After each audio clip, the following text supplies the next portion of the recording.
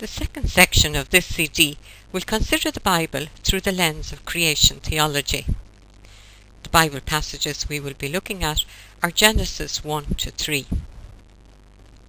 In the past 100 years or so, the privileged lens for interpreting the Bible was salvation history. That is, the Bible was studied mainly in terms of what it had to say to us about human salvation. While this may be still a valid way of interpreting the Bible, I think we have a lot to gain by reading it today through the lens of creation theology. Of course, biblical times did not have our understanding of how creation came into being. As St. Augustine said long ago, the Bible does not tell us how the heavens go, but how to get to heaven. Even though biblical stories were written in a non-scientific way, there are some interesting points of contact that bring us deep into an ecological understanding of the Bible.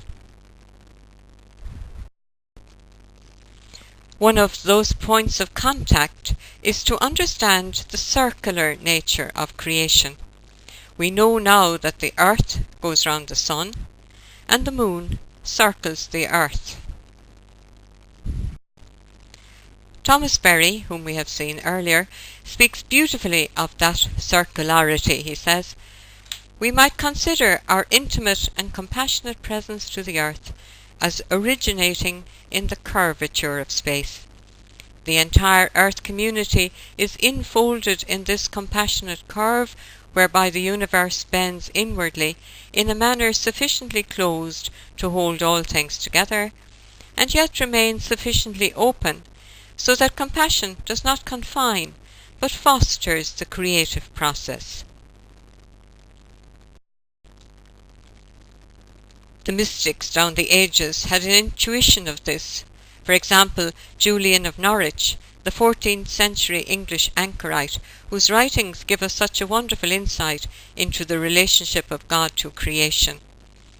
In one of her visions, she saw what looked like a hazelnut, and she realized, and I quote, "And he showed me more, a little thing, the size of a hazelnut on the palm of my hand, round like a ball. I looked and wondered, what is this? And the answer came, it is all that is made. It exists both now and always, because God loves it."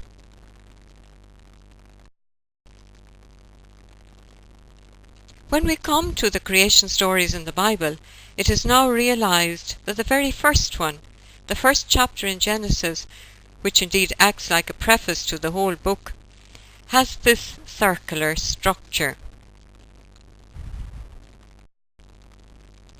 In Genesis 1, creation is said to come into being in 7 days. This was interpreted in the past in a hierarchical fashion, as if everything else made ready for humans to emerge.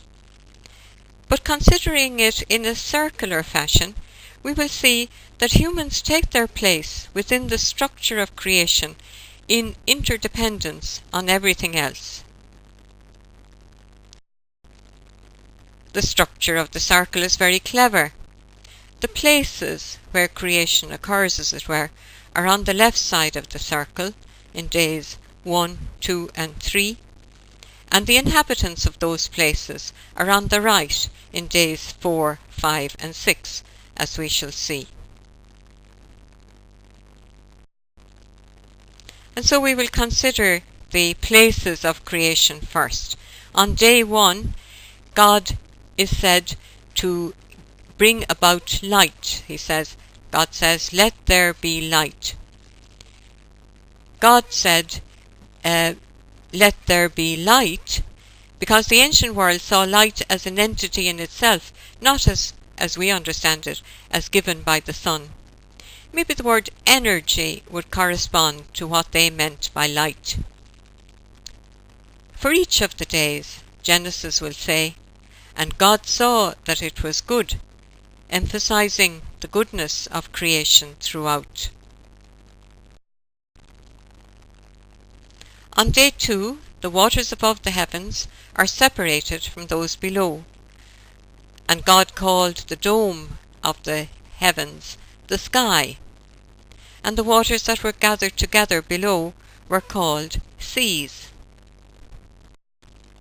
On day 3, the earth comes into being. God called the dry land earth. Then God said, "Let the earth put forth vegetation, plants yielding seed, and fruit trees of every kind." So all the places of creation are in focus and ready for the inhabitants of those places. And so the peoples of the places of creation come about on days 4, 5 and 6. On day 4 you have the sun and the moon. On day 5 the birds and the fish. On day 6 the beasts, the animals, and ourselves as human beings. So day 4, God made the 2 great lights and the stars.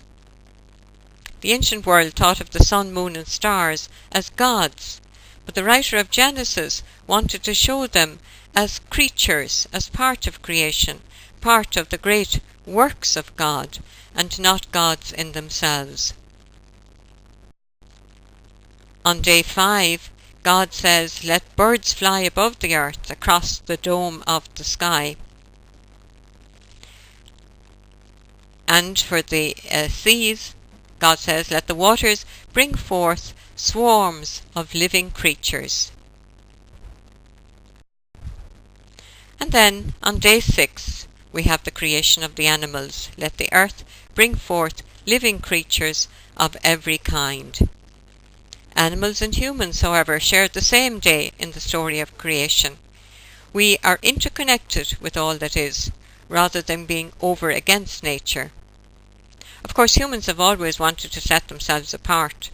As early as the 1st century before Christ, there was a writing called the Books of Enoch, which, in retelling the story of creation, moved the animals up to day 5, so that humans could have day 6 all to themselves.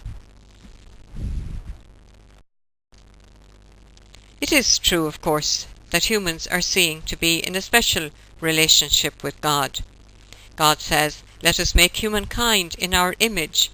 Male and female, God created them." What is that image of God? Possibly the call to be creative as God was creative. In the ancient world, it was only the king who was seen to be in the image of God. So there is a democratization, if you like, going on here. All humans, male and female, are said to be in the image of God, not just those in leadership roles. So all humans are called to share in the creativity of God, but also the responsibility of God for creation. There is one problem related to all this, however, and one which has been very detrimental to ecology, and that is the call, as it is translated in English in most Bibles, for humans to have dominion over the earth, over the other species on the earth. Genesis 1:26 is the passage that seems to give humans dominion over the rest of creation. And in fact, in the Industrial Revolution, this was seen to give humans permission to exploit the earth, to take from it everything that it had to offer, and to dominate over all the other species. But this was not the intention of the word as it was originally written in the original Hebrew. It was badly translated by dominion. The word would be better translated as stewardship. And so we share in God's stewardship of the other species of creation.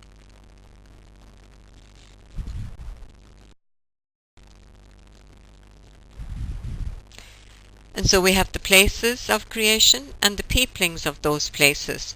But to complete the circle, we have day 7, the Sabbath rest.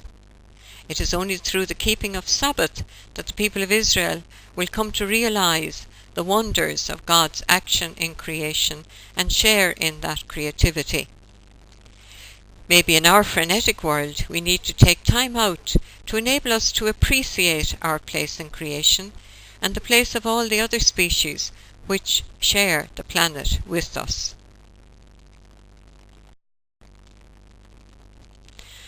Genesis 1 is not the only story of creation in the Bible. Immediately after the story of creation on 7 days, we have another account of creation which is very different.